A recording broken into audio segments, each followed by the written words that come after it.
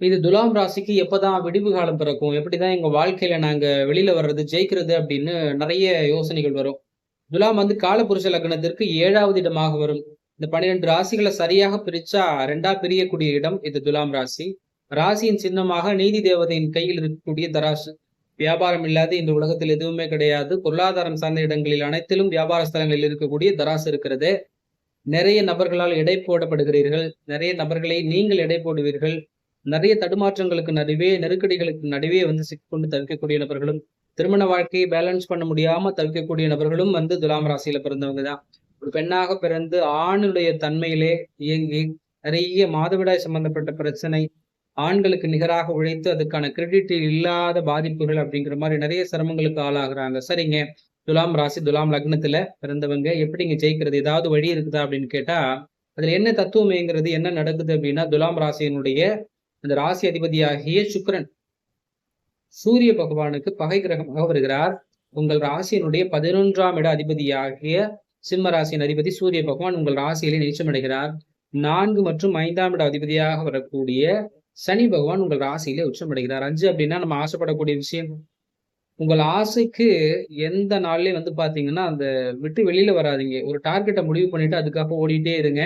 நேரம் நிர்வாகம் பெருசா பாதிக்கப்படுகிறது. நெறைய பிளான் பண்றோம். அந்த பிளான எக்ஸிக்யூட் பண்றதே இல்ல. நிறைய முயற்சிகள் கைவிடப்படுது. காலதாமதம், காலதாமதம் அப்படின்ற மாரி நெறைய வந்து வீணாகுது. நேரத்துக்கு தூங்கி எந்திரிக்க முடியல. நேரத்துக்கு சாப்பிட முடியல. ஒரு வேலைய சரியான நேரத்துக்கு ஆரம்பிச்சு, சரியான நேரத்துல முடிச்சுட்டு வெளியில வர முடியல. ஒரு நபர சந்திக்கணும் அப்படின்னா, நான் பண்ற பிளான் வந்து ஷெட்யூல் மாறிட்டே போகுது அப்படிங்கிற மாரி நெறைய பிரச்சனை.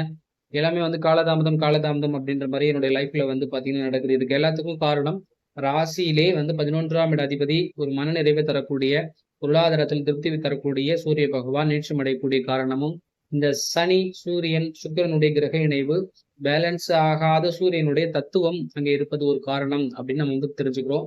இத சரி பண்றதுக்கு நம்ம என்ன பண்ணலாம்? சூரியன் வந்து 11ஆம் இட அதிபதி. சூரிய நமஸ்காரம் செய்வது, டிசிப்ளினிட்டில பங்க்சுவாலிட்டி ஃபாலோ பண்ணுங்க. ஒரு குறிப்பிட்ட நேரத்துல எந்திரிக்கிறது, குறிப்பிட்ட நேரத்துல உணவு எடுத்துக்கிறது, குறிப்பிட்ட நேரத்துல நம்ம ஒரு வேலைய ஆரம்பிச்சு முடிக்கிறது, நல்ல டைம் பார்த்து பழகுறது, இது எல்லாமே வந்து நல்ல தத்துவமாக வந்து வேலை செய்யும். இறை வழிபாடாக சிவ வழிபாடு பெரிய மாற்றத்தை ஏற்படுத்துங்க. உங்களுக்கு சாதாரணமாக ஊருக்கு அருகாமையில் எங்கெல்லாம் சிவ வழிபாடுகள் நடக்கிறதோ, அங்கெல்லாம் எங்கெல்லாம் பிரதோஷ வழிபாடுகள் நடக்கிறதோ, அங்கெல்லாம் நீங்கள் சாதாரணமாக கோவில் பிரகாரம், இந்த சிவாலயத்தில் இருக்கக்கூடிய லிங்கங்களை பிரதிஷ்டையாக வருவது, மகா தீபாராதனை வந்து மனமுவர்ந்து பார்த்து, மகிழ்ச்சியா வந்து பார்த்தீங்கன்னா, ஆத்மார்த்தமாக உங்களுடைய வேண்டுதல்கள் விண்ணப்பமாக வையுங்க. நிறைய மாற்றங்கள் வரும். சிவ வழிபாடை பிடித்துக் கொள்ளுங்கள். 11ஆம் இடம் இயங்கும். மன நிறைவு ஏற்படும். நன்றி. வாழ்க வளமுடன்.